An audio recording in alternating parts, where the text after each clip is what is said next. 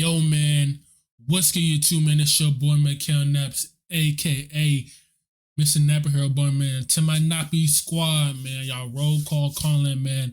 Comment down below, man. Hit that like button. Today's, man, we got why the Euroleague MVP is struggling in the NBA. If you're new, man, hit that like button. Sub and share, man. We're really on the road. Oh, Marlon Humphrey and my boy Mike Andrews playing today. Y'all make sure y'all hit that like button, subscribe and share, man. Running with 800 subs. You already know the vibes, man. Let's go ahead and get into it, though, man. If you were to take a look at every EuroLeague MVP winner since the award was handed out in 2005. MVP, Parker, don't know that. Oh, he has back-to-back MVP. Don't know who that is. Don't know who that is. Do not know who that is. I don't know. Merkovich, I know who that is. Luke, I know who, of course. Of course now. People know who Luke is. Other people, I don't really know who they are, to be honest. I don't know. Only people that really succeed in the league right now really is Luka right now. It's really Luka.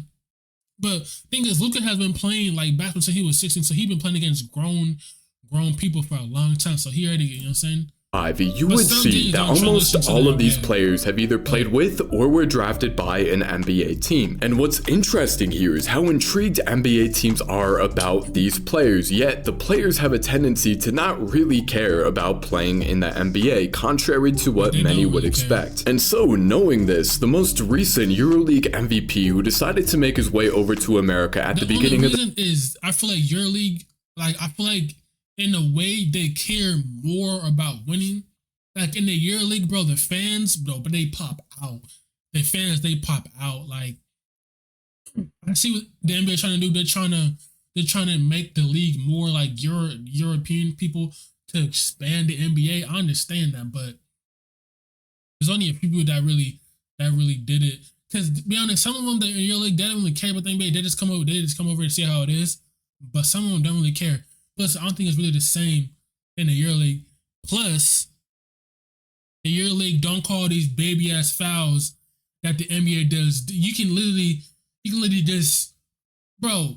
You can literally just go into somebody, foul on the defender. How did it foul on the defender if the offensive player is initiating the contact? Like how? That should be an offensive foul. I promise you right now, if the NBA can get like the FIBA refs and the FIBA rules. FIBA rules and bringing back hand checking and defense, I promise you the league will be so much better and so much entertaining.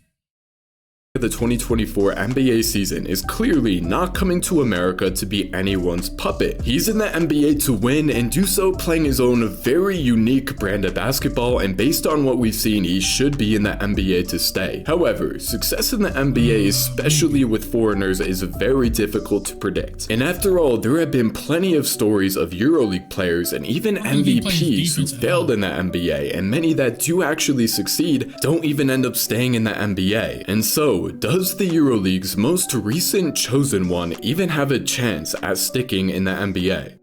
What's been made very clear by many of the EuroLeague stars we've seen transfer their talent over to the US is that playing in the NBA is not the ultimate goal for many of these guys. Just like all players, they're looking for not just money, but also the opportunity to play basketball and have a fun time doing so. If they don't get their needs met, it's an easy choice for them to just go back home and continue making millions playing basketball in Europe. Over the years, NBA teams have come to realize this reality that they can't escape with many of these EuroLeague players, and so the Sacramento Kings learned from the mistakes of NBA teams in the past with their signing this last summer of Bulgarian forward Sasha Vezenkov, who, despite being the 57th. See, the thing is, I really feel like, bro, it's really like 50-50 with European players. Like, I think some of them do want to play in the NBA, but some of them don't really care about that. They really just want to make that money, man, feel me, and just have fun while playing. And I feel like in the NBA, like, bro, it's so different. Take ass fouls. Like, does he still play for? I don't think he even still play for the Kings or not. I don't really think he does. I don't really know if he really still plays for the Kings. To be honest, I don't know if he does or not. Can y'all let me know down in the comments if he still plays for the Kings. I don't know if he does or not. I don't pick really know. all the way back in the 2017 NBA draft, the Kings signed Vezenkov on a 3-year deal worth $20 million, and that might be the highest any second-round pick has ever been paid in their first contract in NBA history, which 3 goes years, 20 mil. That's not enough, but I mean, if he knows how to invest his money to make more money. To show how much the Kings value Vezenkov. And what is not to value? The 6'9" swingman made himself known as not just the most valuable European basketball player this past summer, but if you go and watch his highlights over the years, and in particular his MVP season, something very odd about the way he plays begins to take you by surprise. The end of 40. Walk up back on the floor. Ovechkov squared him, moves sideways, and he gets it. 10 boards. And they close it out. The answer is yes, and Sasha Vezenkov. He cold though. Slow the game down, get it back to some kind of control for Olympiacos. It's Vezenkov. Oh, they called that foul. The lead for Olympiacos is short-lived. Dorsey. Vezenkov. It was cold in the It was cold in the EuroLeague. You know what's crazy? What happens if the NBA and the EuroLeague like they combine? You think that can happen or not? You think like they can like combine together with each other, like form one, or that can happen? I know they're in the EuroLeague, but do you think that can happen though? Like they combine where they all mix together and just bang one big ass NBA crew. You feel me? Or that can happen? Probably not. Now, in case you didn't catch it, Sasha Vezenkov appears to have some sort of an aversion to dribbling the basketball. In fact, throughout a stretch of games last season where Vezenkov scored a total of 275 points, he dribbled the basketball a total of 26 times to get those points, meaning he scored 10.6 points per dribble throughout that run, where in plenty of games he didn't dribble the ball a single time. And keep in mind, this is not only the EuroLeague MVP we're talking about, but he brought home the scoring title of the EuroLeague while playing almost. It really looks like he's really like a catch and shoot player. Because when he's gathering the ball, he really just catching. He just shooting that motherfucker. He just shooting that motherfucker. He just shooting that motherfucker. He just really just shooting that motherfucker. So it really just seems like he really is just shooting that motherfucker. To be honest, bro, he just shooting it. He's really like a catch and shoot player. The thing is, does he play defense though? Because in the NBA, you need to play a little bit of defense or you won't make it. Entirely off ball. And if you're an NBA fan, this fact just doesn't sit right, because when you look at not just the top scorers in the NBA, who we all know are extremely ball dominant and ISO heavy in their playstyles, but also the MVPs of the NBA are as well. If you look at the top 5 MVP vote getters last season, every single one of them were extremely ball dominant, with all 5 players being in the top 6 league-wide in usage. See, you see what I mean? The NBA is trying to go to like the foreigners, like the European players, like the foreigners. That's why you don't see like Durant, Curry, Bron, niggas like that really in the MVP votings no more. Well, besides Jason Tatum, but usually they really trying to go to like the European foreigner niggas to expand their league. But NBA has to do a better marketing like Jokic and shit like that. Like if they can, like Jokic should really, bro. Jokic should be the piece, but they can market around him where he's everywhere. But he don't want it though, bro. He don't want it. He don't want it, bro. That's why, like, right, all 3 right here, foreigners. Foreigner. He from Canada, so he a foreigner, bro. That's what they're trying to really go to, like the foreigners. Send the European players. That's why you don't really see Durant and all them really in top 5 voting.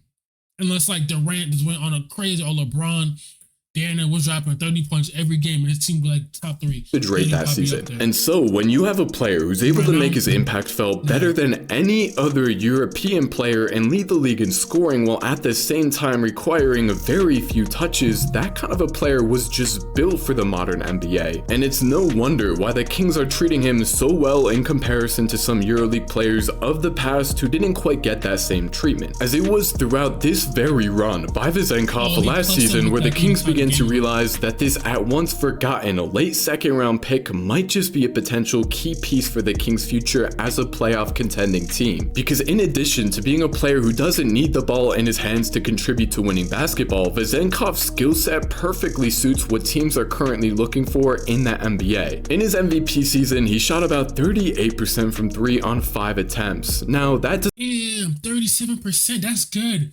And then, bro, he's 5 attempts. Damn. I don't know. If I'm being honest, bro, he might go back to Euroleague, bro. Because if he's struggling in the league, and also like that, the Kings would probably cut him, and then he'll probably just go right back to the Euroleague to make more money. doesn't sound too crazy, but remember, Euroleague courts are a lot smaller than NBA courts, and it's much more common for teams in the Euroleague to not have 4 or 5 players that can space the floor on the court at all times. Both of these That's true. The Euroleague courts are smaller.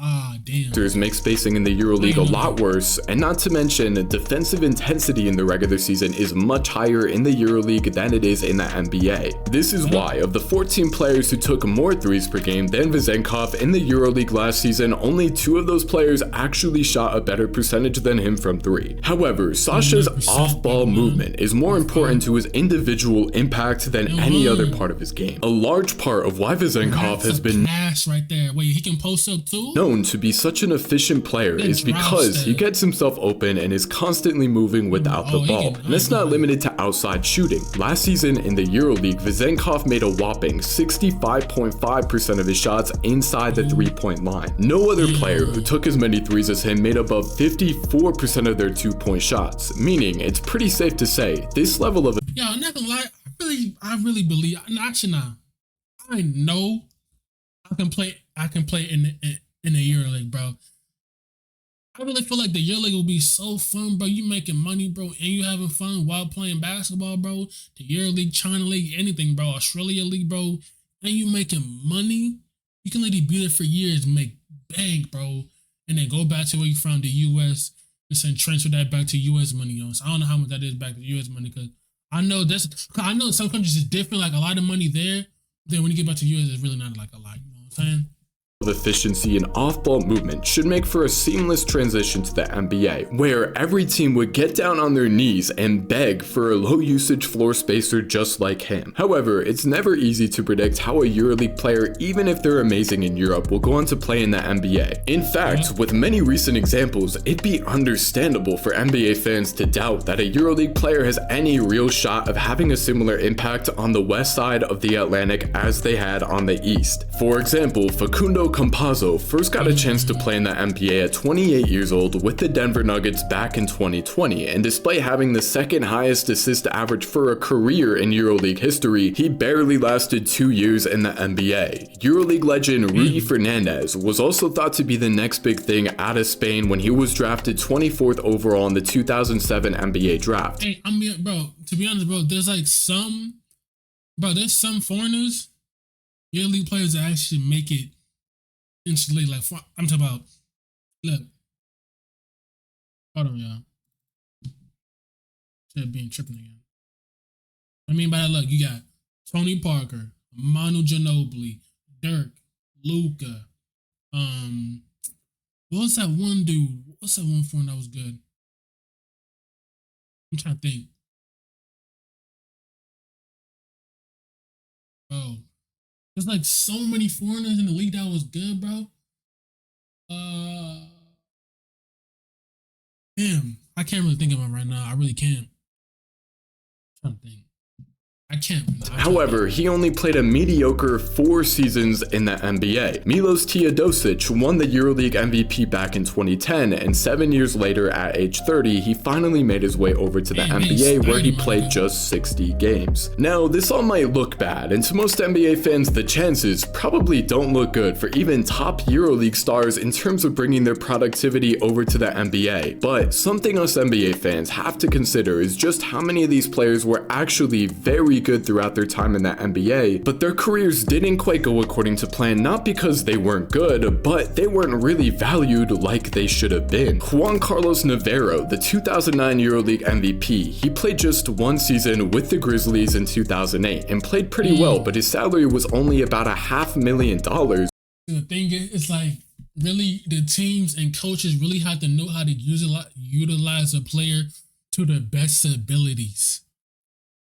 That's why, like with my Lakers, bro. With my Lakers, I feel like you should put AD at the free throw line, or you can put Bron. If Bron has the ball, you put him at the elbow because Bron at the elbow is dangerous. And then with Rui is not a spot-up shooter. Rui is a midi player. You give him the ball while that's why you have to put their players to their spots where they're good at and where the abilities will show.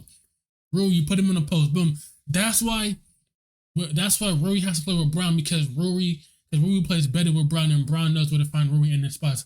That's when Rui posts up, boom, have the ball, boom, post up again, drops that spin move, lay, or boom, midi over the top, right? Or, you know what I'm saying, maybe like, or fadeaway, boom. You know what I mean? Something like that. But which wasn't going to be enough for him, so he left after 1 year. Milos Teodosic, the 2010 Euroleague MVP, he joined the Clippers in 2017 and actually got paid fairly well at $12 million for 2 years, and he put up pretty solid numbers in his first season. But he was waived 15 games into his second season where he barely even saw the floor. Many of these Euroleague stars made the move over to the NBA, and the ones who got real time on the court were very that nigga 16 on the Jazz, that nigga is fucking garbage. That nigga is trash. I'm sorry. Jazz fans, that number 16, whatever nigga name is him, that nigga is trash. I don't know how the hell he made an NBA. That nigga is garbage, my nigga. That nigga is trash. Like, he's trash. Solid contributors. And so what does all of this have to say for Sasha Vezenkov, who, as we mentioned, is currently playing his first NBA season for the Sacramento Kings? Well, we've gotten a glimpse into what Vezenkov's game will look like in an NBA setting, and his style of play appears to match very well with the kind of players that do happen to have the most amount of success in the NBA. Anthony Parker, Luka Doncic, Andre Kirilenko, Nikola Mirotic, Simone Fontecchio. These bigger wings tend to find this nigga is trash. Yo. This nigga is trash, bro. I remember this nigga, right? I remember him. I don't know what the fuck that is. Anthony Parker. Much more success at the NBA level than their shorter counterparts and stick around for quite some time. What works in the Euroleague doesn't always work in the NBA and vice versa. As an example, Kemba Walker, former NBA star who many would at least expect to be a good role player in the Euroleague, the now 33-year-old signed a Euroleague contract for the 2024 season, and throughout 14 games so far, he's averaging a whopping 4 points on 33% shooting. And in the same exact way, some players can dominate in the Euroleague but find little to no success in the NBA. And as for Sasha Vezenkov himself, his unique play style appears to be one that does actually work in the NBA. He's currently putting up just 5 points on decent shooting in about 12 minutes of play, so the numbers haven't jumped off. Oh, he's only making 5 points a game? Well, he's not really playing that much. He's not. I don't think he's page. Playing that much. However, he's clearly done a good job with the minutes he's been getting. And although the production hasn't ramped up quite yet, what we're actually seeing him do during his time on the court for now is promising for his future. The things that made him such a highly valued NBA prospect are still very much there at the NBA level. The quick trigger from 3, the ability to shoot from bro, his release is quick as fuck, bro. When he shoot that big, boom, boom. Boom. It's kind of like Kyle Korver type. Not really. But his release is like up there with Ray Allen, Kyle Korver. 30 feet out, and with the defender right in his grill, the movement without the ball and sense to identify open space, and the heads-up plays he's been known to make for his teammates. It looks like Sasha Vezenkov is on his way to becoming a very productive NBA role player as he fits the mold of what has made many other EuroLeague stars good in the NBA. Now, there are concerns, especially defensively, and what's kept many European... Bro, I'll help you right now. In the league, bro. If you know your role, in your role play, if you know your role, you will make it into the league. You will make it to the league.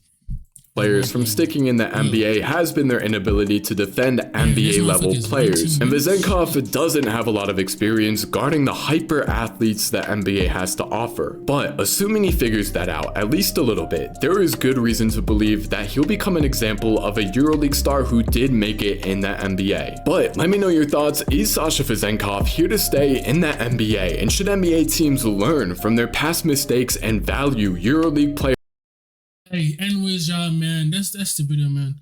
Y'all let me know, is he gonna struggle in the league and maybe get cut potentially out of time, or y'all think he's here to stay? That's really it for the video, man. Please like, subscribe, share, man. I'm out.